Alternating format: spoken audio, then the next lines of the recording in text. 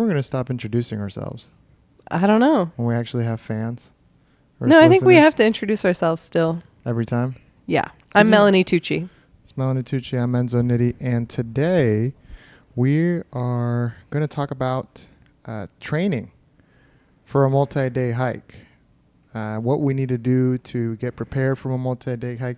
What is a multi-day hike? Because you need to know that before you can prepare for it.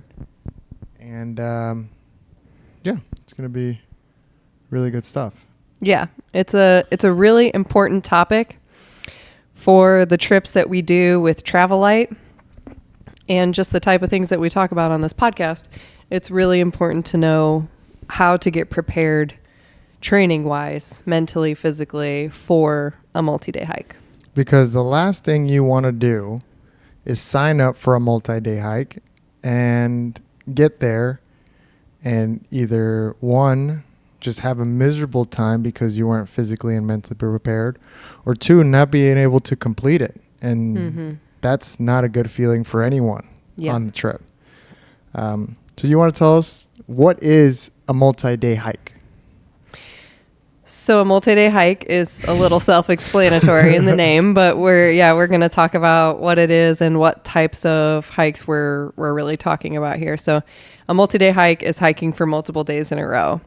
So this would mean that you are either camping at night or you're staying in mountain lodges. Mm-hmm. And typically with TravelTooch, what we're doing is we're staying in mountain lodges. So we are hiking usually 4 to 6 hours per day. Some days are longer, some days are shorter, but I would say on average 4 to 6 hours per day for multiple days in a row.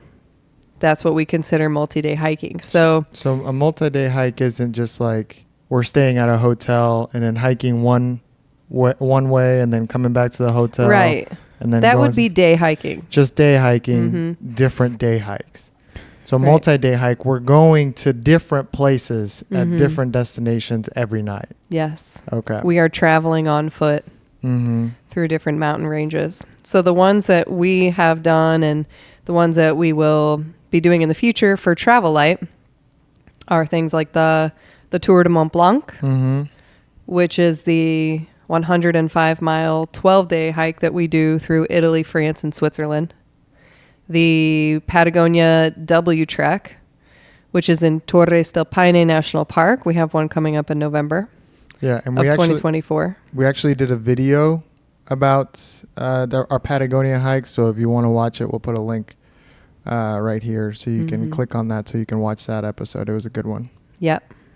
And that one is that's a 5-day trek, multi-day hike. We also do one called the Lost City in Colombia. That's 4 days, about 40 miles. And then this July, Enzo and I are taking a group of people to do the AV1 in Italy, which is 75 miles over 9 days. So these are the types of multi-day hikes that we're talking about training for in this episode. And one of the main reasons we want to talk about this in training in this episode is because, we're getting a lot of traction in this business and a lot of people are coming on this trip, and we just want to make sure that everyone's having a good time when they go on these trips. And also, Melanie's about to do the Camino de Santiago, and all the training that we've been doing, it's just kind of like, it'd be good at everyone that is planning to go on a trip or is planned to go on one of our trips to know kind of a rough round what you should be doing to train for these hikes. Yeah. So yeah, let's talk about it. We explained a multi-day hike. I guess the first one, which is kind of redundant, is the best way you can train for a hike is just to start hiking. Right? Getting hike, not just going out though. If you're training for a multi-day hike, not just going out and doing a hike, but almost try to replicate your environment when you're doing these hikes, right? Because you're going on these hikes around your community to kind of train for this. What are the things that you would do to replicate the hike that you're training for? So I would say, first of all, it's a buildup, right? Like straight out of the gate, you're not going to put on a 20-pound pack and hike for 15 miles because you're going to injure yourself and you're not going to have a great time. So I would say one of the main principles to training for something like this is to start early and to start slow. So you're going to, if you are somebody who walks on a regular basis, that's great. What you're going to start with is adding in your backpack to those walks. For somebody who does not walk on a regular basis, what you're going to start with is walking without your backpack on a regular basis. And this is one of the most transformative parts of these trips is that you have 6 to 8 months in general to train for something like this. And the earlier you start, the better. So start slow and start early. Yeah. And I think that's a very good point that you said is like, don't just jump in to be like, all right, let's replicate this hike. I'm going to hike 5 miles today with a 20-pound pack. If you haven't started doing any training, I think you need to build a habit before you work on building muscles. Yeah. Right. So start light, but have a plan. Yeah. If you have 5 months to get prepared for it, have a goal in mind and work towards that goal. If you're just saying, oh, I just need to get in better shape for this hike and not have a goal, it might be a little difficult to gauge how prepared you are. Right. So, and that's something we do for Travel Light trips is I create a training plan and send it out to everyone and then have check-ins. How's training going? Is everyone have their pack on? And really just start checking in with people to make sure everyone is going to have the best possible experience on the trip. But okay, here's the thing. So we do pretty long hikes, multi-day hikes. They're doing 8 hours a day, you know, for 5 days straight. I don't think anybody's going to have that time to just hike to prepare for that. So right. So I would say that's a good point because if you think, oh, I have to replicate this trip exactly in order to be able to train properly for it, that's really going to limit you because not all of us have the time to hike for several hours a day for multiple days in a row. Yeah, get a life. Like if you can, if you have that kind of time, talk to us. Yeah. we need more hikers. Yeah. So you don't let that hold you back, though. The fact that you can't replicate it. It's important. So the most important pillars of training for a hike like this, one is breaking in your gear. That's a whole area that's super, super important. So you need to, the most important things that you're breaking in are your backpack, your shoes, and your socks. Shoes and your socks kind of go hand in hand. So I've seen people show up for trips and show up for hikes and they say, oh, all my stuff I ordered all my stuff on Amazon. It just got in last week. This is my first time wearing it. I'm pulling off the tags right now. You're going to have a bad time. Yeah. So wearing a backpack is something to get used to. And if you are getting used to it on the trip, you're going to have a bad time. Yeah, you're going to have a bad time. Honestly, you are. So it's important to get your backpack, I would say no later than 3 months before the trip. That's when you need to have your backpack picked out and your shoes and your socks picked out. And every time you're doing your training hikes, you need to be wearing those 3 items: your backpack, your shoes, and your socks. So replicate the environment, not necessarily replicate the distance or the terrain, but replicate the environment with your gear, maybe a little bit of elevation. And if you could do on a weekend, 50% of your estimated length of travel to prepare, that's what Laura did, right? So yeah, so there's different extremes, and we see a lot on these hikes. So we see people who show up and they haven't trained at all, and we see people who have trained so much that they are enjoying the heck out of the hike because it's nothing to them. Yeah. It's tough, but it's just like, no, I've been doing this. My body's good for it. Because you want to have your body and your mind mentally ready for it. Yeah. And if you don't, it's just not going to be enjoyable. And what's the point of doing this if you're not going to enjoy it? Right. Right. The whole point of training is to enjoy the hike. Yeah.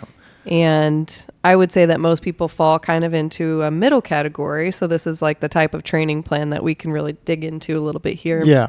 Is like this person who they don't have time to replicate the trip. They don't have time to go on 5 hikes a week with elevation gain.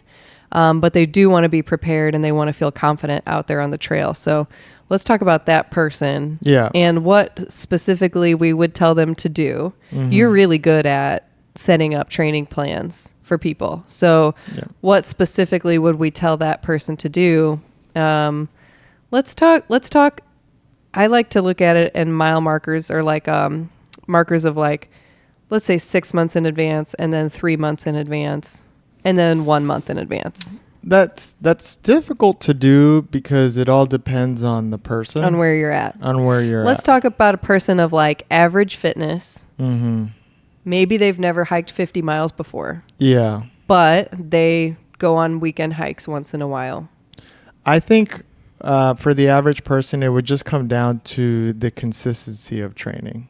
Where you are, I mean, average is so vague. Where you are as a hiker or someone that just works out varies so much. But if you have a consistency of working out, going to the gym, or even just going on walks, being able to track where you are and grow from where you are is, I think, the biggest point. And the quicker you start, the quicker you can track, the more you can grow to get prepared for the hike. One of the main things, I like to train by going to the gym. You like to train by hiking. Right. Completely different. And we both have a good time when we go on these hikes. Me personally, one of the things that I like to do when I go to the gym, especially when I'm prepared for a hike, is a Stairmaster. The Stairmaster is a great tool to replicate you going uphill. Mm-hmm. You don't get the downhill, so you don't have the, that type of terrain that you can prepare for, but you want your quads, your feet, your calves to be really strong to do these hikes. So the Stairmaster is huge help for that. There's obviously other stuff that you can do as weightlifting. You can squat and do lunges and leg extensions to get your quads and work on your hamstring. I mean, you could do anything, but if you don't know much about weightlifting and you don't feel comfortable at the gym, the easiest thing you can do to train for that, not only for your cardiovascular but your legs, is the Stairmaster. And you can wear your backpack on the Stairmaster. Yes, you might get looked at a little bit, but you can definitely wear your backpack to put, again, I think the word for this podcast episode is replicate your environment. Mm-hmm. You want to replicate. If you can do the Stairmasters with your pack on, you're really, really helping your odds to feeling as prepared as possible. Yeah. Heck yeah. So. And you do something cool on the treadmill too. Tell us about what like settings you put your treadmill on. Yeah. So every time I go to the gym, I like to warm up by getting on the treadmill. I'll do either half a mile or a mile on 3 miles per hour, and on an 8 to 10, and if I get a little crazy, I'll do 11 incline. So I can replicate myself going uphill. I love that. It warms my body up very quickly. It helps strengthen my legs. And also, which is one of the things that I want to talk about, it really just helps me get a little flexibility on my ankles, because your foot's like this and you're walking like this. That's not a very normal thing to do. Mm-hmm. So having flexibility in your joints is really important when you do these hikes, because it doesn't matter how strong your legs are. If your joints can't support your muscle or your body, then it really just goes to waste, because one mishap, one bad step, then that's just more weight for your joints to kind of like collapse on. Yeah. So I love that Stairmaster and treadmill on an incline. Yeah. So if you're not without ready, your pack. if you're not ready for the Stairmaster, start with that incline. Yeah. And on the then do treadmill. that for, every day consistently. And then when that becomes a little easier, throw in a Stairmaster in there once a week, and then, Build keep up. doing that. Yeah. So that's a good segue. Yeah. The treadmill and then Stairmaster. Yeah, I love it. So if you're someone who goes to the gym, those are great ways to train for a multi-day hike. Yeah. If you're Definitely. comfortable with squats and lunges and did you say leg press or leg lifts? Leg extensions. Leg extensions, It's good okay. for your quads, and quads are really, and your glutes. That's why the squats is great, because squats does, everything. But you really want calves, glutes, and quads when you're hiking. And then might as well throw in your hamstrings in there. I mean, you're already there. But yeah. That's and great. Not only do you need legs though, you need to, since you are carrying such a heavy pack, you need to have upper body strength. Upper body strength, core is really important. You want to make sure that you have a good core, because with a good core, you're just a healthier person overall. Yeah. Core strength is important. Core for strength hiking. is huge. Yeah. And you can injure yourself if you don't have a strong enough core when you're carrying that pack, lifting that pack all the time. Yeah. Your lower back starts getting fatigued. Your shoulders start getting fatigued. So it's really, your whole body just needs to be prepared for it. But I think your core is really important when preparing for a multi-day hike. Yeah. You can look up a variety of core workouts that you can do at home or at the gym to strengthen that. So yeah, I think that's very important. Once or twice a week core workouts is more than plenty. People think that you should work out abs every day, but you should treat your abs like every other muscle. You wouldn't work out your chest or your legs every day. So yeah, just throw it into your routine. And there's a lot of interesting workouts that you can do for your abs that you don't have to. So a lot of people don't like laying down and doing crunches, and maybe hurts their neck or hurts their back. There's a lot of cool ab workouts that you can do standing up that will limit That's cool. going down and maybe irritating another part of your body. So Nice. So we have a clear training program for people who prefer the gym. And I can talk a little bit about training outside of the gym, because that's generally how I train for these hikes. last thing before we leave the gym, Okay. flexibility. Ooh. Flexibility and balance is huge. That's good. Because you want your joints to be protected. Because you're walking on very wonky terrain. Rocky, It's going to be uneven. rocky. It's going to be uneven. You want to make sure that your gear is going to support you, but you don't want to just completely depend on your gear. You want to make sure that you have good flexibility. Nothing crazy, you don't need to do a split or anything, but you need to be able to feel comfortable with your joints and be flexible to avoid injury. We both have a couple of YouTube yoga videos that we like, so we can link those too. Yeah, For yoga people with who are Adrian. interested in doing some yoga to prepare for their hikes. Yeah. I think that's great. Awesome. Yeah. Okay. So what I do when I'm not training in the gym, which I think that if you can do the gym training a couple of days a week, that's just really going to enhance your experience, because like we mentioned, going uphill is one of the most important parts of training, and the Stairmaster and the treadmill are just going to really help you with the incline. And that's going to be harder to get when you're just walking around your neighborhood. So definitely, if you can go to the gym a few times a week, that's going to really, really help. If you are if you don't belong to a gym, or you're just really going to do all of your workouts outdoors, which I sometimes do, it depends. The way that I start, first off, just start going for walks around your neighborhood. Do it every day. Start with 15 minutes, increase to 30 minutes, increase to 45 minutes, and just get your body used to walking. If you're not someone who walks a lot, just start with getting your body used to walking. And then at least 3 months in advance, you are going to have your backpack, and you're going to know about how much that backpack will weigh. I can tell you from experience, your pack is going to be anywhere from 15 to 22 pounds. That's including water. So that is the amount that you want to train with eventually. But when you first start out, just get that backpack and put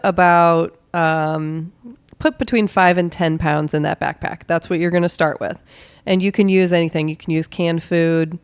I usually pack a couple blankets in there so it it expands a little bit. Some canned food, and then you're going to buy a luggage scale so that you can buy that on Amazon. We can link it below so that you can weigh your backpack and make sure it weighs about 10 pounds. And then you're going to start walking with that pack, and you're going to be walking with your shoes. And you're going to make sure that your shoes are comfortable and that your backpack fits really well. All your straps are adjusted.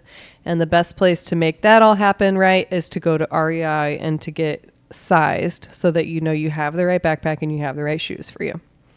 So you're going to start with 10 pounds, and then you're going to increase your weight until you get up to about 20 pounds. And I want you to be training with 20 pounds in your backpack for at least a month.